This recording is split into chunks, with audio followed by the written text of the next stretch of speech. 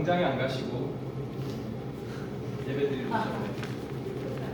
예배를 선택하신 여러분에게 하나님의 은혜가 함께 하시길 원합니다. 잠깐 꺼도 돼요.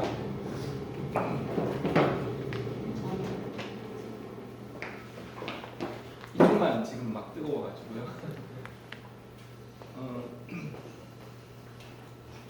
일주일 동안 우리가 살아갈 때에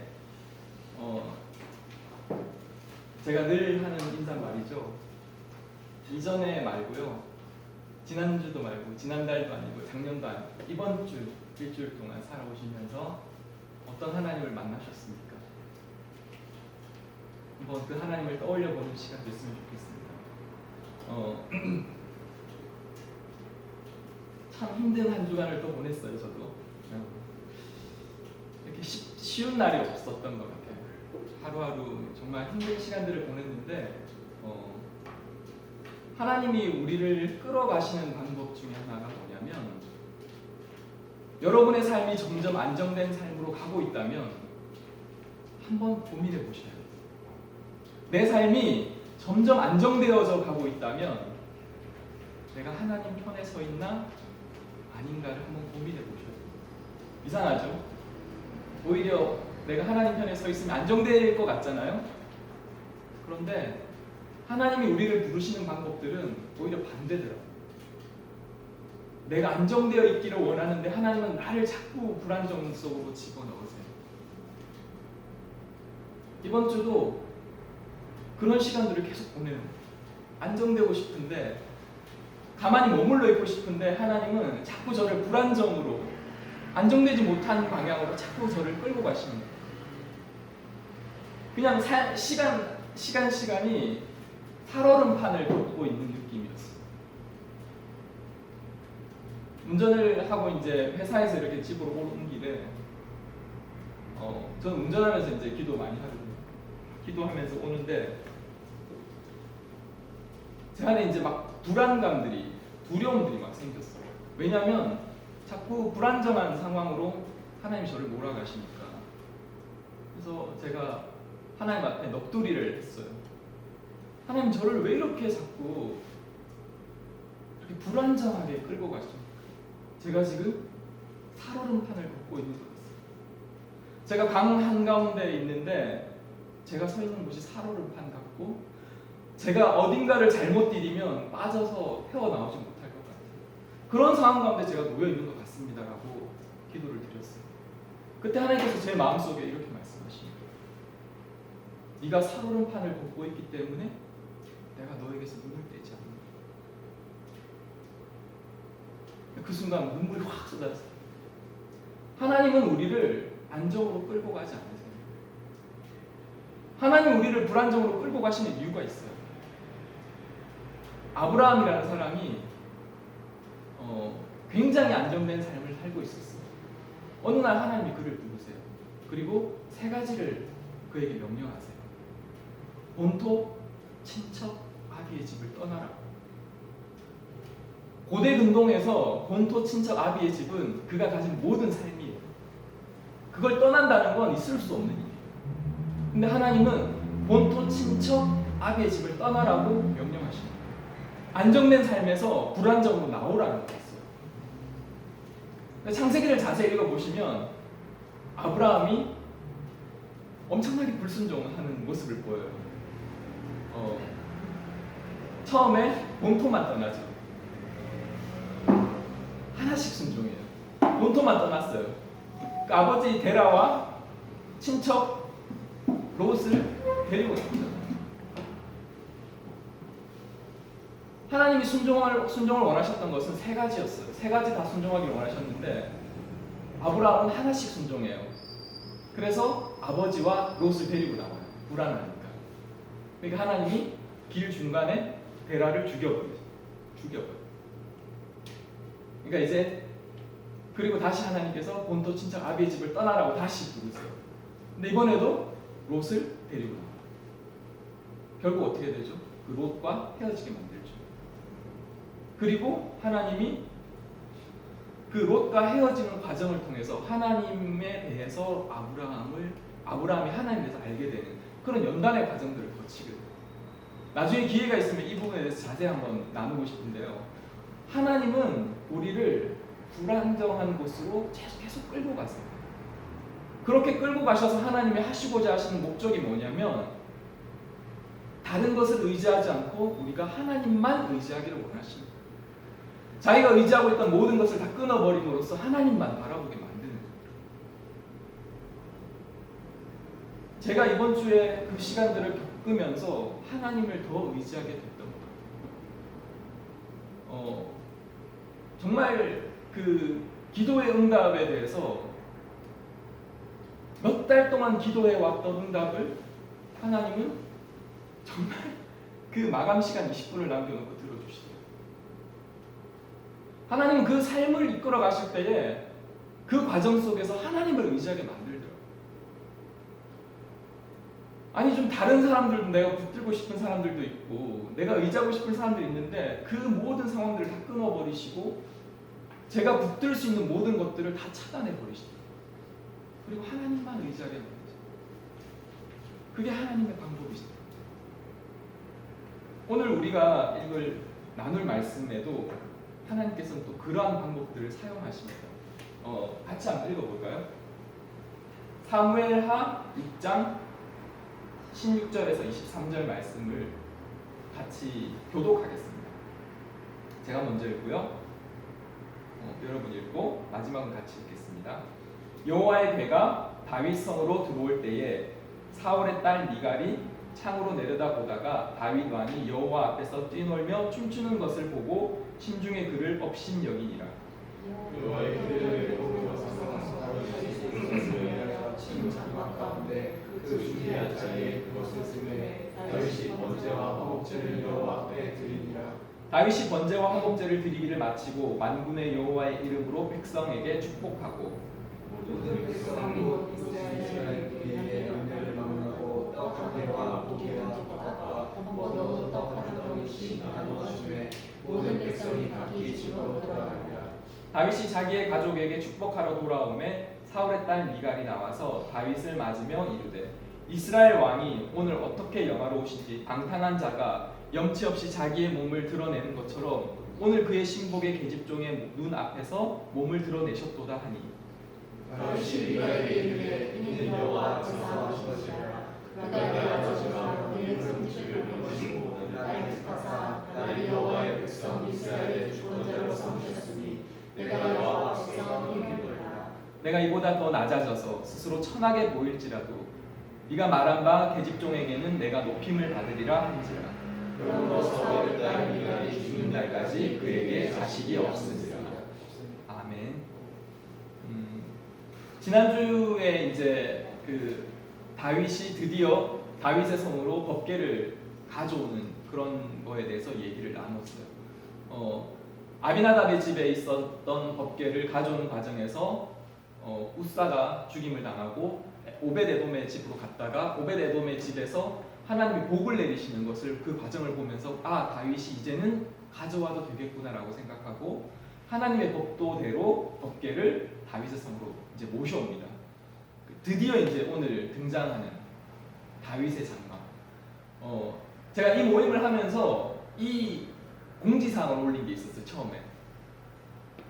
제가 이 예배 모임을 처음 시작하면서 그 밴드에다가 공지사항을 올렸을 때 제가 나눴던 내용이 사실 이 내용이었어요.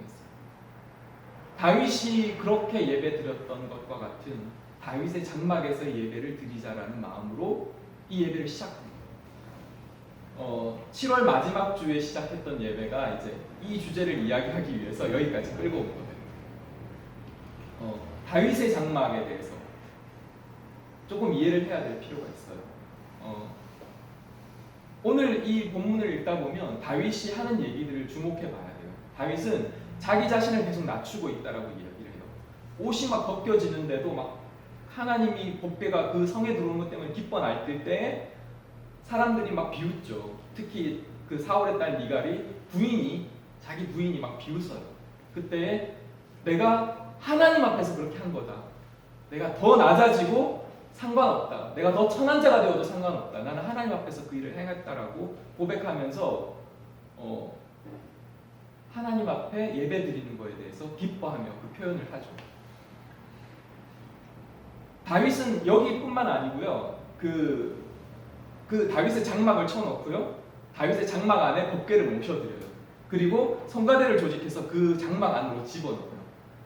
우리가 알고 있던 그 성막에 대한 개념들을 생각해 보면 지성소로 아무나 휘장을 열고 들어가면 어떻게 돼요? 죽어요. 근데 다윗은 법궤를 모셔놓은 그 장막 안에 사람들을 막 집어넣었어요. 얼마나 두려웠을까? 사람들 막 두려웠을 것 같아요. 저기 들어갔다가 죽으면 어떡하지? 우사도 잘못해서 죽었는데 그 소문이 이미 다 파다하게 퍼졌을 텐데. 그렇지만 그것과 상관하지 않고 다윗은 그 가운데 들어갔어요. 그리고 모든 형식과 모든 절차를 무시하고 하나님 앞에 예배드리기 시작했어요. 24시간 그 안에서 성가대를 조직해서 찬양하게 만들었고 사람들이 그 안에서 하나님의 임재를 맛보기 시작했어요. 나중에 하나님이 다윗의 장막에 대해서 계속 언급하세요. 아모스 선지자를 통해서도 내가 다윗의 무너진 장막을 세울 것이다. 뭐 이렇게 막 선포하시고 나중에 사도행전에 보면 베드로의 설교에도 그 얘기가 나와요. 하나님은 그만큼 다윗의 장막을 사랑하셨어요. 왜냐하면 모든 형식과 절차를 다 내려놓고 오직 하나님만 바라보고 하나님 앞에 섰던 예배, 사람에게 향하지 않고 하나님을 향했던 예배, 하나님은 그 예배를 너무나 사랑했어요. 우리는 예배에 대해서 착각하는 게 있어요. 우리는 예배를 너무 잘 모르고 있어요. 우리가 매주 예배를 드리고 오늘 여기에 예배를 또 드리러 나왔잖아요. 그런데도 우리는 예배에 대해서 너무 모르는 것들이 많이 있어요. 사람들이 가장 예배에 대해서 실수하는 것 중에 하나가 뭐냐면 하나님을 틀 안에 가두어요. 하나님 어떤 형식 안에 가두어요. 지성소 안에만 거하는 하나님, 그 법 안에만 거하신 하나님인 것처럼 예배를 가지고 하나님을 자꾸 가두어버려요. 그리고 이것만 예배, 이게 아니면 예배가 아닌 것, 이것은 잘못된 예배, 이건 열린 예배, 저건 닫힌 예배. 그러면서 예배에 대해서 틀을 만들기 시작해요. 가장 대표적인 게 보면 장소에 대한 것들. 하나님을 예배하는 장소가 있다고 생각해요, 사람들은. 교회에 딱 와야지 예배라고 생각하고. 또 어떤 사람은 목사님이 가운을 입어야 예배라고 생각하는 분도 있어요. 교회를 떠났는데 저 사람 왜 그만두고 나갔지? 교회를 왜 나갔지? 하고 신방을 갔더니 목사님이 가운을 안 입고 설교를 해서 상처를 받았다는 거예요. 또 어떤 분은 교회에 드럼이 있는 걸 못 보는 거예요. 교회 드럼이 어떻게 드럼이 있어? 하나님께 드리는 예배에 드럼을 쳐. 그 드럼이 있는 걸 못 보는 거예요. 근데 반대로 어떤 청년들은 교회에 와서 예배 드리는 걸 예배로 보지 못해요. 예배를 드리지 못해요. 교회에 와서.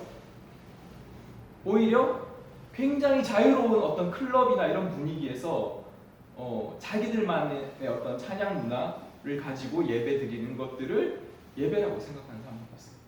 드럼이 빠지면 예배가 안 되는 사람들도 있어요.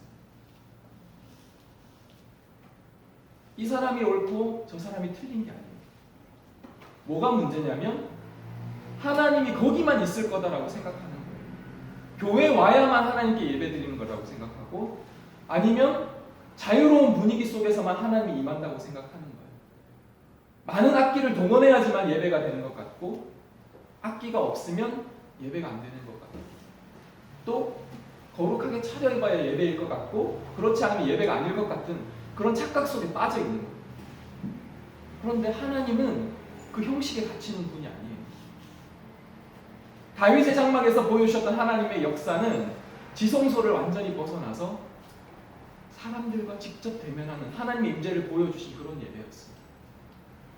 지성소가 몇 평일까요? 지성소가 몇 평일까요?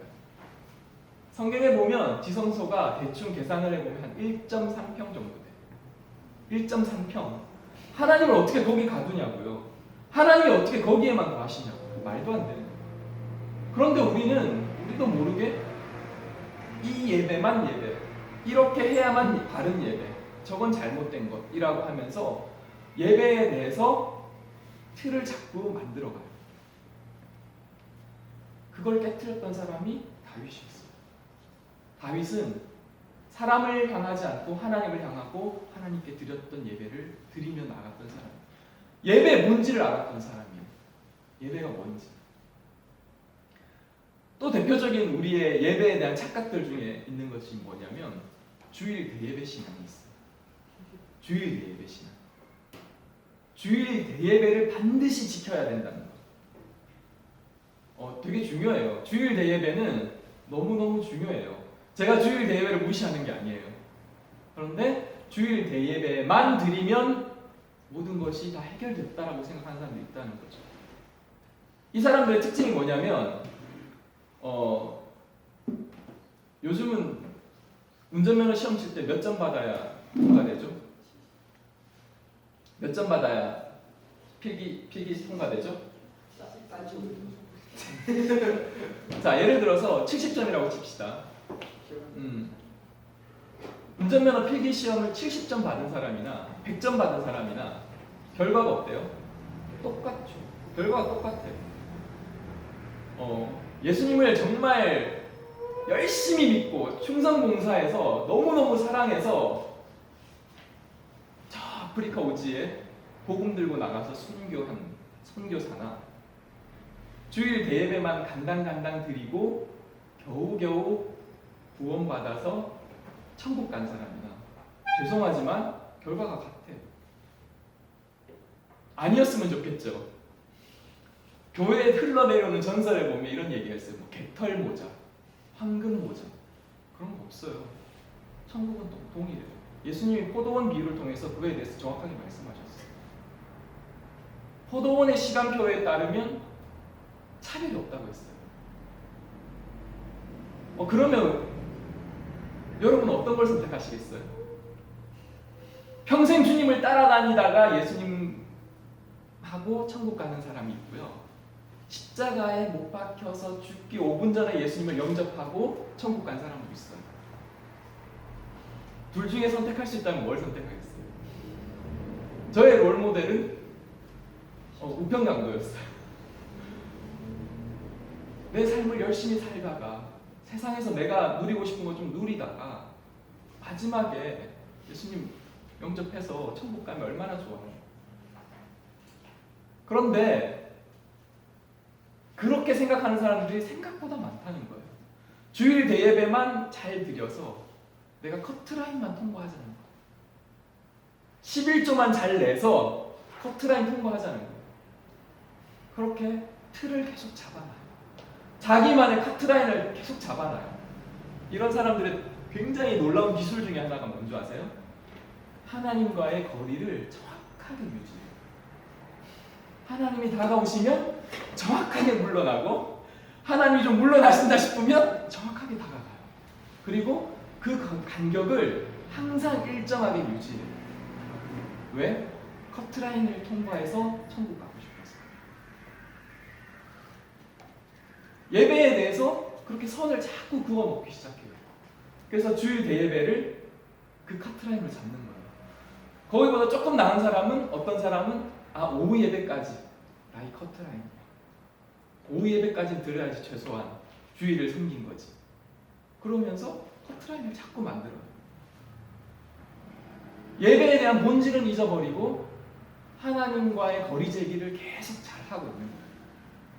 가까이 하기에 너무 먼 하나님, 뭐 이런 하나님으로 선을 자꾸 그어놓는 거예요. 또 어떤 사람이 이런 사람이 있어요. 사람을 향하는 예배. 목사님의 눈밖에 나지 않기 위해서 예배를 드리러 오는 거예요. 나와 친한 누군가의 내가 여기 안 오면 김현민 집사님 좀 삐지시지 않을까? 그 집사님과의 관계 때문에, 그 목사님과의 관계 때문에 계속 나오는 거예요. 그리고 교회가 어떤 모임이 되냐면 마치 나를 잘 끌어주는 사교 모임처럼 되어져 가는 거예요. 이 사람들의 특징은 뭐냐면 교회 오는 게 중요해요. 교회 오는 게 중요해요. 와서 뭐예요? 졸죠. 왜? 왔으니까 이제 된 거예요. 이 사람의 머릿속에 내려오는 전설은 또 어떤 게 있냐면 졸더라도 은혜의 자리에 와서 졸면 구원받는 거예요. 교회 전설 쭉 흘러내려오는 옛날 분들을 통해서부터 부모님 세대를 통해서부터 듣고 내려왔던 이야기. 그래서 교회 오는 게 중요한 거예요. 그리고 예배에 대해서는 별로 흥미가 없어요. 그러니까 어떻게 해요? 교회 와서 졸아요. 그리고 이런 분들의 특징이 있어요. 예배 드리는 자세가 있어요. 일단 신발을 벗어요. 신발을 벗고 이렇게 양반다리를 하죠. 그리고 팔짱을 끼는 분들도 있고요. 그리고 마치 극장에 영화를 보러 온 사람처럼 편안한 자세를 취하죠. 자세가 편해지니까 어때요? 잠이 오죠. 예배에 대한 관심보다는 내가 그 자리에 온 게 중요한 거예요. 또 어떤 예배가 있냐면요.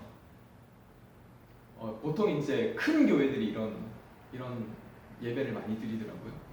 하나님이 역사할 틈이 없어요. 예배 콘티를 15초 단위로 짜요. 예배를 드리는데 이렇게 순서지가 있는데 그 순서지를 15초 단위로 짜요. 기도자가 그 15초를 넘기면 다음에 그 사람 기도 안 시켜. 시간이 좀 넘어가지고요. 빨리 끝내지 못하면 이 차가 나가고 다음 차가 들어와야 되는 주차장이 비좁기 때문에 일부 예배 드린 사람들이 빠져나가 일부 예배 드린 사람 차들이 들어오기 때문에 어떻게 하냐면 4절짜리 찬양을 1절만 불러요. 자, 1절, 4절 하시겠습니다. 그 다음에 해야 되는 행사들 때문에 예배가 계속 생략이 돼요. 순서가 하나씩 빠져요. 찬송가가 계속 줄어들어요. 5절까지 있는 찬양 잘 안 해요. 마지막 찬양이 한 절짜리 찬양이면 다들 기뻐해요. 모든 목표와 모든 상황들이 예배가 하나님을 향해 있지 않고 사람을 향해 있는 거예요. 하나님이 거기에 만약에 임재하셔가지고 사람들이 막 뒤집어지면 큰일 나요. 큰일 나요 진짜. 2부 예배 드리러 온 사람이 주차를 못해요. 예배 시간이 길어져 버리니까. 하나님이 역사할 틈이 없는 거예요. 오늘날 교회 예배들이 이런 예배들이 너무 많다는 거죠. 그런데 이 예배를 깨트린 사람이 다윗이었어요. 다윗은 그런 예배들을 다 깨트렸어요. 많은 사람들이 그렇게 예배드리고 있다는 거죠. 심지어 그분들에게 제가 안 좋은 소식 하나 들려드리면요. 그 사람들이 그렇게 예배드려서 가고 싶은 천국은 그 예배가 영원히 끝나지 않아요. 그 예배가 영원히 끝나지 않는 곳이 천국이에요. 또 하나 알려드릴까요? 그 천국에 가면 기도가 필요가 없어지고요. 말씀이 필요가 없어요. 말씀 대신 하나님과 직접 대면하기 때문에 뭐만 있냐면 경배하고 찬양하는 거 있어요. 근데 5절짜리 찬송가 부르기 싫어하고 뒤에 순서가 있으면 1절, 4절만 찬송가 부르고 끝내버리고 우리의 예배가 잘못되어 가고 있다는 거죠. 다윗은 예배가 어떤 것인지를 정확하게 알았던 사람이었어요. 심지어 하나님이 그렇기 때문에 다윗에 대해서 이야기하실 때에 밧세바 사건을 제외하고 다윗은 나에게 완벽한 자였다라고 그에 대해서 칭찬하고 계세요. 다윗은 왜 이런 예배를 드렸을까요? 다윗은 법궤를 운반하는 과정에서 법궤에 대한 것들, 성막에 대한 것들을 몰랐을 리가 없어요. 그죠? 아비나답의 집에서 나오면서 그 사건을 겪은 이후로 아마 다윗은 법궤를 어떻게 인도에 와야 되고 예배를 어떻게 드려야 되는지에 대해서 분명히 알았을 거예요. 법궤를 가져와서는 그 다윗의 그 장막에다가 성소를 설치하고 지성소와 성소로 나누어야 된다는 것쯤은 분명히 알 수 있었을 거예요. 그렇지만 그렇게 예배하지 않았어요. 왜 그랬을까요? 다윗은 예배가 사람을 향하기를 원하지 않았어요. 자기가 왕이다 할지라도 낮은 자가 되어져서 하나님을 예배하고 하나님께 나가기를 원했어요. 오늘날 우리 예배를 한번 생각해 보세요. 하나님은 우리를 성전으로 부르셨어요.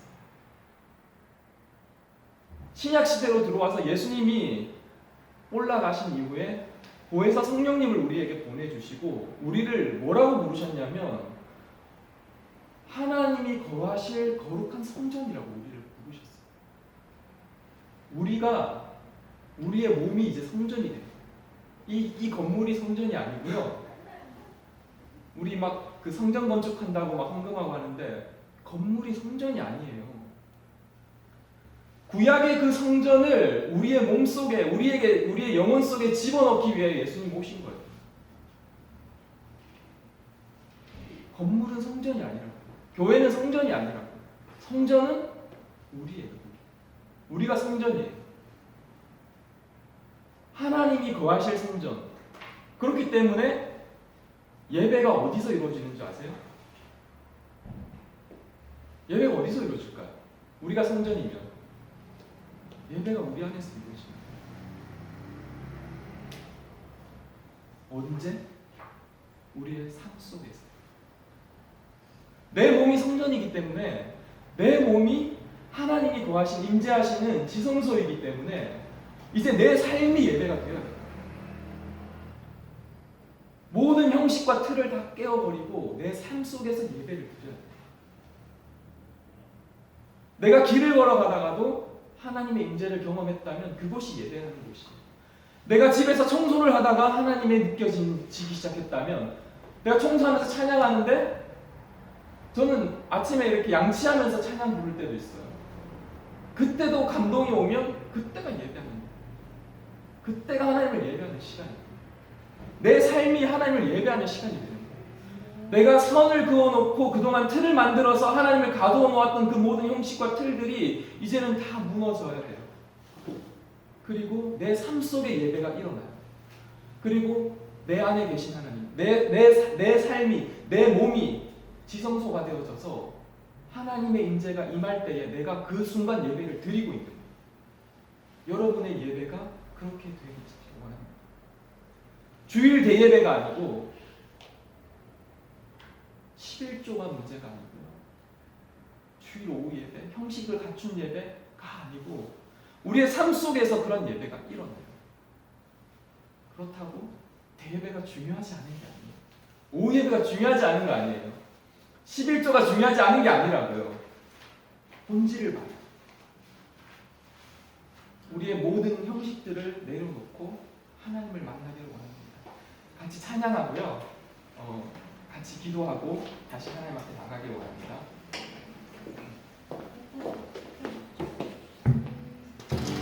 우리 처음에 불렀던 찬양 같이 할까요?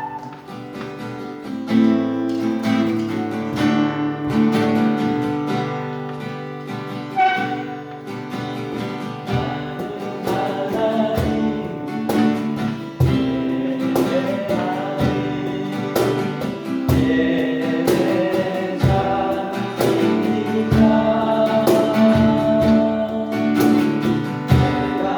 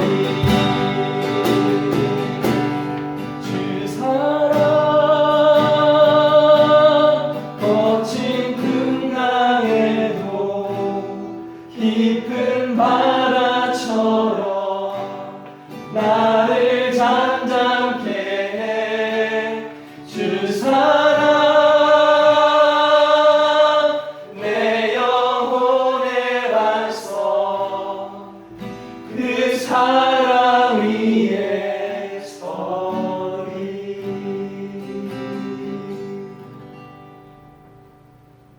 하나님, 우리가 예배를 무시하고 하나님 앞에 나아가던 예배에 대해서 우리가 하나님을 가두어 놓고 우리만의 예배를 드리고 있었음을 고백하오니 하나님, 이 시간 성령께서 우리를 오셔서 우리의 잘못된 부분들을 깨닫게 하시고, 하나님, 우리가 이제 예배를 소홀히 하지 아니하고 예배를 귀하게 섬기며 하나님 앞에 온전한 마음으로 나아갈 수 있도록 도와주시옵소서.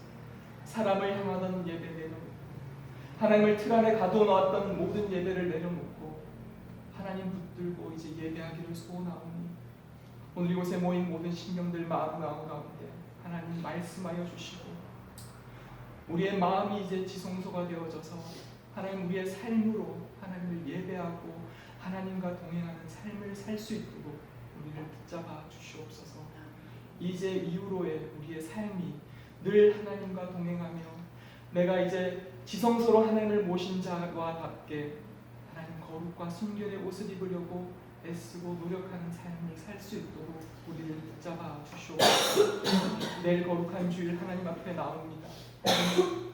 그 예배 안에서 하나님을 깊이 있게 만나게 하시고 그 가운데 말씀하시는 하나님 음성을 듣게 하시고 우리가 하나님을 높이게 하여 주시옵소서. 감사를 드릴 때 예수님 이름으로 기도합니다. 아멘. 우리 하나님께 박수를 영광 드립니다.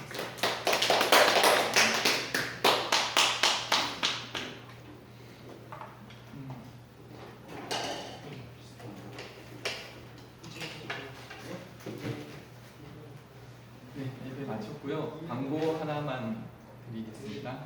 내일까지 저거 붙여놓은 거 이제 유효하니까요. 혹시 작성 안 하신 분들은 작성해 주시면 될 것 같고요. 내일 오후에 제가 다 가져가서 월요일 날 다 우편으로 보내겠습니다. 주일 예배 가운데 기대하는 마음으로 했으면 좋겠고요. 예배가 살아야지 교회가 삽니다. 예배가 회복이 있는 예배가 없으면 그 교회는 회복될 수가 없습니다. 문을 닫고 나가는 교회들이 있습니다. 우리 바로 앞에도 있었죠. 분명히 있습니다. 건물을 사랑하고 건물을 높이는 데 집중한다면 그 교회는 그 건물 때문에 망할 겁니다. 하나님 아닌 다른 것들을 붙들고 나아가는 것이 있다면 그 교회는 그것 때문에 망할 거예요. 영등포에 있는 광약교회라고 있어요. 혹시 아시는지 모르겠어요. 그 교회의 표가 뭔지 아세요? 표가 뭔지 아세요? 교회, 우리는 뭐죠? 다음 세대의 희망이죠.